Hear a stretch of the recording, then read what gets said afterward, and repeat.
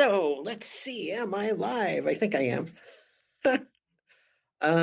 Wait, just checking a couple of things here, making sure. Um, all right, it says I'm live and I have 21 minutes to go. Okay, and there's my presentation. So let's see if we can make my presentation work. All right, but I can't do both. That's a pain. There we go. Wait 1 second, folks. There it is. All right. Hey, welcome. Yes, we are in threat modeling in 600 seconds, but I lied. It's going to be 1500. This is me. You can read through it. I did attach the handouts to the schedule. You should be able to see it on the agenda. I'm normally based in Chicago, but I'm actually coming to you from Kirkland right now. So it's kind of crazy that I have Kirkland crossed out. Anyway, we're going to get going. Oh, yeah. And I was doing some pen testing this morning, and I thought I'd share that. But we're going to talk about threat modeling. So why we aren't here? Well, I'm not going to solve all your security problems. That's not going to happen. Neither will the person sitting next to you or next to you in the virtual world. And I have to share this. This was done in 2016 at University de Luxembourg. They were doing a survey, and a bunch of students went outside and they were asking people, they had clipboards and IDs and everything. They were asking people to share their internet passwords, and they wouldn't do it. Only about maybe 29% of the people were sharing their password, which is still pretty bad. But you know what changed it and made it jump to 43%? They offered them chocolate. So once they offered them chocolate, 43% of the people were willing to share their password. I don't know. This is crazy if you ask me. But why are we here? There are 3 rules to SDLC. SDLC stands for Secure Development Lifecycle. It is not software development or system. It is secure. So if we stop adding an extra S and everything else, we get that, it by default make it secure. So security should not be an afterthought. That's why we're going to threat model. Vulnerabilities and breaches are real. So it's not if, it's when. And in 2022, companies spent $161 billion on security stuff, hardware and software and so on, and yet breaches continue to go up. We're doing something wrong. And that's where the ultimate shift left comes into play. And that's where I think it's all about threat modeling. So here we go. So what is a threat? Well, in simplest terms, there are network threats, right? Okay, there's host-based threats. We've seen those. And we've seen application-based threats. There are more types of threats, social engineering and so on, but we don't always want to threat model social engineering. We will talk very briefly about that. But what is a threat model? Okay, threat model in its basic definition is the practice of identifying and prioritizing potential threats and security mitigations to protect something of value. Simple. In other words, oh, there's broken glass on the ground. That's a threat. How could I mitigate against that? I know, I'll walk around it. Or better yet, I'll wear steel shoes. And then even if there is broken glass, I'm protected, This is a traditional development kind of life cycle. We see development, we see some Q&A, and towards the very end, when they're going to go to production, they do a security scan. They find 79 vulnerabilities. Oops, not going to make that production deadline, are we? Okay, well, this is how it should be. Threat modeling during the development life cycle. And when we threat model, we found 9 vulnerabilities. We fixed those ahead of time. Yay, we made the production deadline. That's why we have our security kitty down in the corner, because it was teamwork. It was teamwork with the security team and the developers. And I've been doing this at all the companies I've worked at over the last few years, and it works out wonderfully. But how do you threat model? Well, here's threat modeling in 30 seconds. In this corner, we have firewalls, encryption, antivirus software, and so on. And in this corner, we have Dave. And I always loved this comic because my old boss's name was Dave. So that just, I don't know, made me laugh. But seriously, why do we do threat modeling? Well, most vulnerabilities are introduced during the design phase. I meet with designers almost every day, sometimes, a few times a week, and architecture flaws are going to be very hard to change in later on. You can't change it after it's been built. Build a bridge and then, oh crud, it doesn't work very well. So we need to fix it after the fact. That's not going to work. We want secure by design, not by incident. And always think about attackers. Attackers think differently, so we have to think differently. And if we teach our software developers a little bit, they don't have to be security experts. They just have to understand a little bit about threat modeling. I love this picture. It's an old one. It's from the 90s. And if you look very, very closely, what you can really see here is the fact that this is about a 12-foot high hill. It's a berm. And they figured, we'll put a parking gate in between these two high hills. And hey, we're protected. Nobody can get in and out of the parking lot, or so they thought. People have four-wheel drive, all sorts of things. They didn't think that through very well. It ended up costing over $1 million to put fencing and everything around this place because they didn't think it through. Okay. There are 3 stages, not 3 stooges, but 3 stages to threat modeling. Okay. We want to decompose the application. You don't have to be a software developer.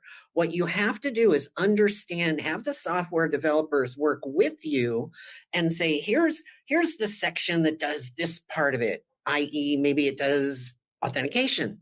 Here's the part that does authorization. We walk through it with them. Then you determine and rank threats. And I'm going to show you how to do that very quickly coming up here in just a second. And then we determine mitigations. That's what threat modeling is all about. 3 very simple things. Now you go, Kat, come on, that's not that simple. Actually, it can be if we use the right tools. Okay, so we're going to use diagrams. And diagrams are really worth, they say pictures really are worth 1,000 words. So we're going to diagram. What are we building? Okay. What and where are the high value targets? Put them in the diagram. Think of the crown jewels. You may have high value targets, but then you also may have some crown jewels somewhere. So think that through. And pictures really are worth 1,000 words, and I'm going to show you that coming up. Because if you get anything out of this very quick lightning talk today, I want you to walk away from here going, wow, I can do a DFD or a data flow diagram of an application, and I can then threat model it. So after we diagram it, we then identify the threats. What can go wrong and where are the attack vectors? But if I can do that in a picture instead of in code, it's going to make my life so much easier as a security engineer versus having to be a developer. And then we're going to fix the things that we find. Well, that seems pretty basic. Well, I want it to be basic when it comes to working with with software developers. Okay. Validate everything, but that should go without saying. And attacks keep getting better. The reason I mention that is you want to periodically go back and threat model, and especially if they add new features to an application, because attacks change. So how do we identify assets? Well, what are you protecting? I have to fix this slide. That little arrow is not supposed to be there yet. High level. That's always start at a very high level. When you say, what are you protecting? Start at the highest level. I'll show you that coming up. Break it down as you go. You can start at the 30,000 foot level and work your way down slowly. You don't have to do it, the whole thing all at once. And then start to add the other assets as you break it down. Don't forget CIA. These are assets. Do y'all remember CIA? Confidentiality, integrity, and availability. Those are assets. If an attacker can make your application unavailable, that too is a threat. Or if they can obviously breach the data, well, there's your confidentiality. But what if they could modify the data? Your integrity is also, they may not be able to see the data, but maybe they can modify it somehow. So keep that in mind. Okay, here's how we're going to get into documenting the architecture. Define what it does and how. And when I say how, you start to think about, what protocols are involved? Where do I have encryption? Now who does something? This is important. I used to have engineers that would come to me and they would always show me the user. I'd say, isn't there an admin level involved here? And they go, oh, yeah, actually there is. I said, why is it not in the threat model? Why is it not in the diagram? Where is that admin user? What access do they have? And so on. Okay. And then we diagram the application for the win. This is the big thing. And it's, I kid you not, it's going to be easier than you think. Okay. When you decompose an application, you want to look for ingress and egress points. Okay. Refine it a little bit. You start to put your input and output and so on. And one key thing about diagramming in threat modeling, lines or arrows only go one way. Don't draw lines with arrows on both ends. And you'll see why in a minute. Show AAA. What is AAA? Authentication, authorization, and what is that last A? Audit. Don't forget the third A, auditability. There has to be logging in an environment, and it's often left out. Then we're going to put in trust boundaries. And you say, Kat, what the heck is a trust boundary? Very simple. The internet, there's a trust boundary. What if I have a DMZ? What if I have a server and then there's another network with a router and a firewall and then there's some back-end servers? That's a trust boundary. What if there's a third-party application or a cloud infrastructure that I'm connecting to? That's a trust boundary. What if there's mobile? That's a trust boundary. So we'll look at all these things. Show the technologies. I already mentioned ingress and egress points, and the reason I do that is because they're so important. I like to mention it twice. So now we're going to start with a data flow diagram, a DFD. What is it? It's a graphical representation of the flow of data. It is not the flow of control. That's a flow chart. This is the flow of data. That's why arrows should only go one way. If they have to go both ways, draw two arrows. Do not put arrows with both. Processes can run in parallel. I'll show you in an example coming up. Keep it simple. I can't say this enough. Threat modeling is not rocket science. You can do it. Don't be afraid of it. Okay, start at the highest level you can. And it's coming up in an example. Okay, and then start to break it down. The highest level is known as a context level diagram. You will only have entities and processes. Like you might have a bank and you might have a user of the bank. That's an entity, that's a process. Or you're going to make a deposit. That's the process. The entities are the bank and the user. Okay, you don't put anything else. You don't put a vault in there because a vault is storage. That doesn't belong in a context level diagram. And here's one very, very important thing. If you require technical expertise to understand a diagram, it is not context level. If you can't figure it out because you're not super technical, it's not a context level diagram. Okay. Then we start to break it down. We go down to a level 0, level 1, level 2. Don't worry about that. That's going to come as you start to practice this. So here's our checklist. Okay. Define the scope. We're going to see that coming up very quickly. Break down and identify all the assets. Start with the assets first. Very simple. And then start your diagram. Okay. We want to start with a context level. Okay, just keep, while swimming, just keep layering, remember Finding Nemo. Anyway, add data flows. A process needs one in and one out. You cannot have a process if you don't have input and output. If it's just input, that's storage. It's not a process. Okay, and then add where the important data lives. Where does important data live? Like, oh my God, we have everybody's salary. Where does it live? Where does it transit? And where does it transform? Does it transform somewhere? I don't know. All right. So very simple. I've already mentioned if you need technical knowledge, then it's not a context level diagram.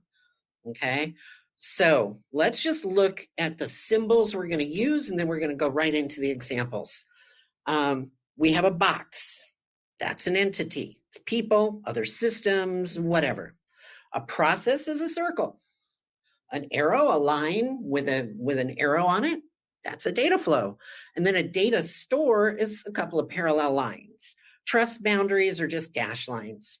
Okay, that's it. 5 symbols. Very, very easy. Here is a data flow diagram. Now, I would love to ask, but I can't see if anybody's saying anything. Is that a context level diagram?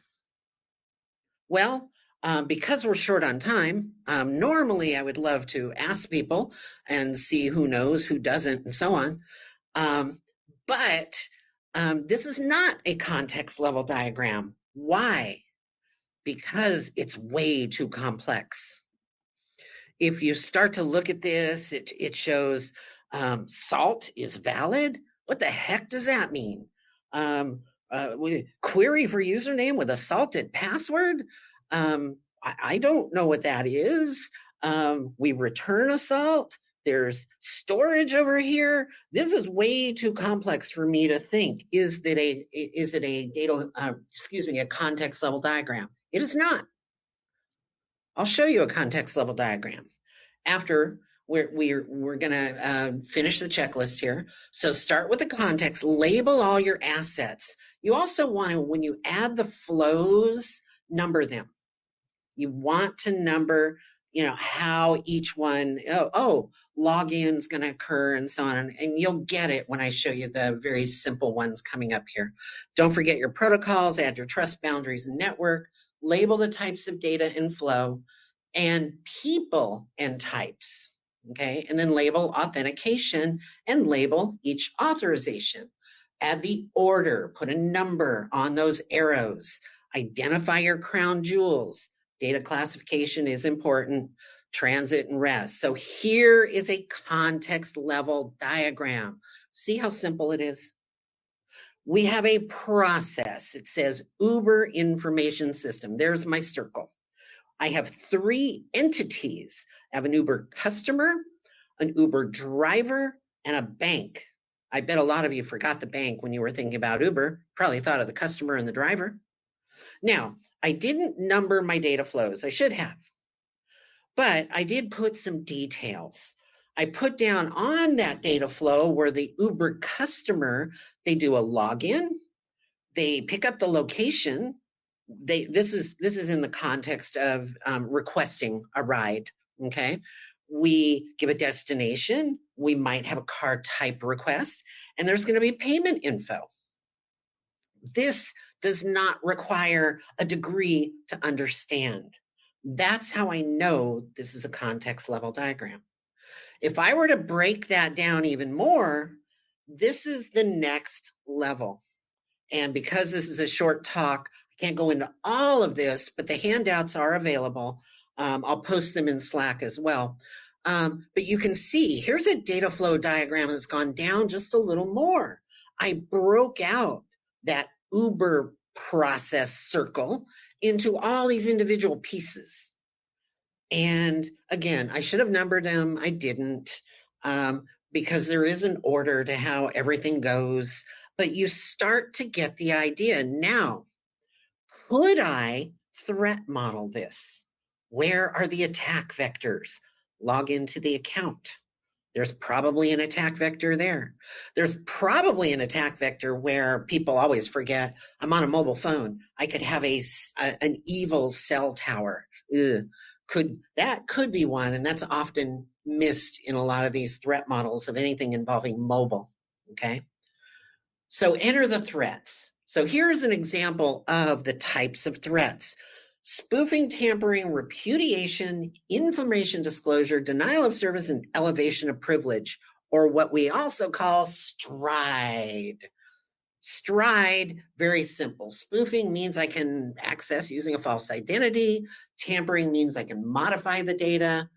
Okay, repudiation, I can't figure out who did it. Oh no, that's important. Information disclosure, oops, data got disclosed. Probably not a good thing. The denial of service, we all know what that is. You know, it still counts. And then elevation of privilege. I can become someone else. I can assume a privileged user. But where do all of those threats apply when it comes to the four things, the four diagram models: external, process, data store, and data flow?